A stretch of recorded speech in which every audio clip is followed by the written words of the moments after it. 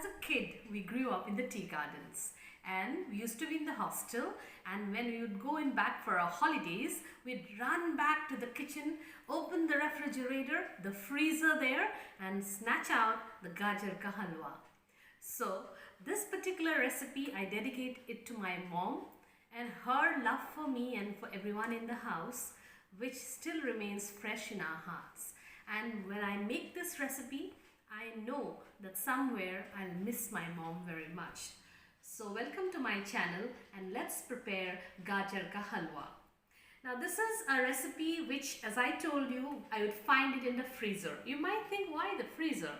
Well, we used to cultivate a lot of carrots when we were back in the tea gardens, and then all the gajars or the carrots, a lot of them there. So my mom would make it and keep it refrigerated, and when any guest would come, she would take it out, a slice of it, and then heat it up and serve it to the guest, and she'd be doing this the whole year.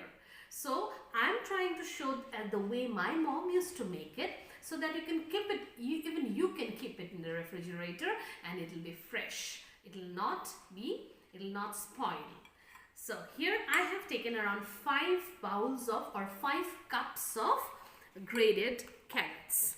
For that I have taken 1.5 cup of sugar, but as I always tell, we will decide on the amount of sugar we need when we are really cooking the dish. I have taken lots and lots of raisins or kishmish, so that we can get a kishmish in every bite, I guess. I have also grated 2 cardamoms, and these will also go into the carrot ka halwa or the gajar ka halwa. And of course I'll need some mawa or the dried evaporated milk. So just around 3 tablespoons of mawa here, and I'll be doing the entire cooking in desi ghee. So here's gajar ka halwa for you. So I have heated up the karai, and I'm putting here 1 big tablespoon and the second big tablespoon of desi ghee. Now you might think that's a lot of ghee, but the ghee will act as a preservative and keep your gajar ka halwa safe and nice, so that you can enjoy gajar ka halwa all through the year. So the ghee is heated up. I'll put the entire gajar or the grated carrot and try to coat it with the ghee. Try to just mix up the ghee and the gajar or the carrot and try to cook it just to make the process easier. Now we'll just slow down the flame and cover it and cook it. So this has been cooking on covered for almost 6 or 7 minutes. So you can see the color has changed. Yes, that means it's cooking up. And we have, however, we can smell the raw carrot. So this will take some more time. You have to be patient when you're making gajar ka halwa. After all, when you eat it, you like it. So it's alright if you want to be patient. You have to be patient while cooking gajar ka halwa. And I'm stirring it. I've already increased the heat there. So I'll put in now the mawa. This is the mawa that I have. The mawa, it's something like which really adds a lot of richness to any dish. It'll melt when it'll get the heat. So I've put the mawa in. And I always like my dry fruits, fully cooked in a way when you're talking about having it as in a sweet dish. So I'll also put in my raisins here, and the 2 cardamoms I had grated. Cardamoms. So these 2, you can imagine how beautiful it's smelling now. The cardamom, the butter, the ghee, and then we have the carrots, all of them giving out a unique flavor of richness, of sweet, and of the pleasure of cooking.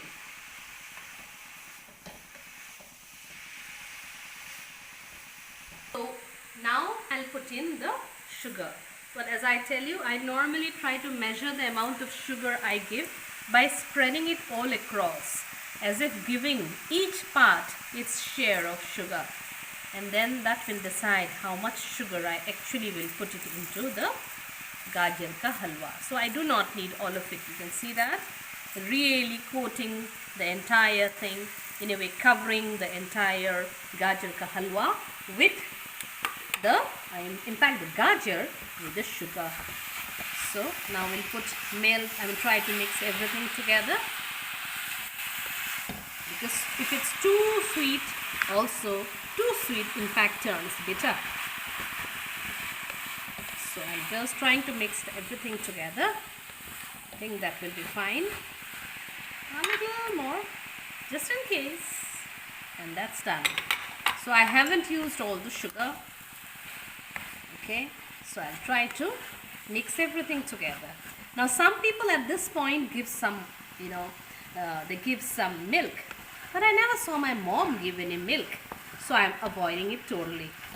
I'm just doing it as my mom used to do it. So I'll just try to mix in everything, and just for the taste thing, I'll just give in some salt. So I'm putting a pinch of salt, just for that sweet and salt feeling.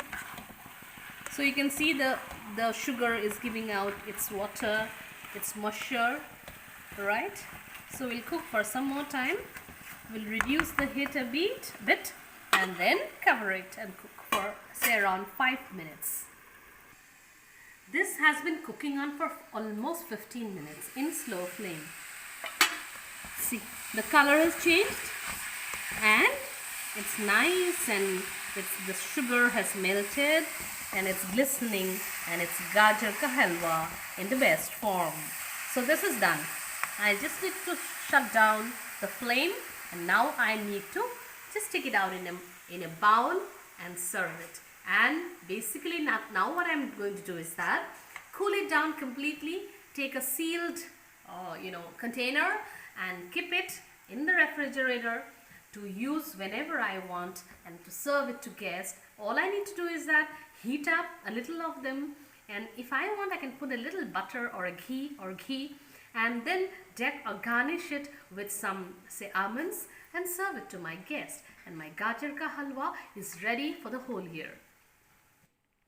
So today I've taken it out in a container, and this is for 5 cups of Gajar, grated Gajar. This is how much I've got, and this way I'm going to preserve it, and whenever as I told you, whenever we have people around, we'll take out and serve.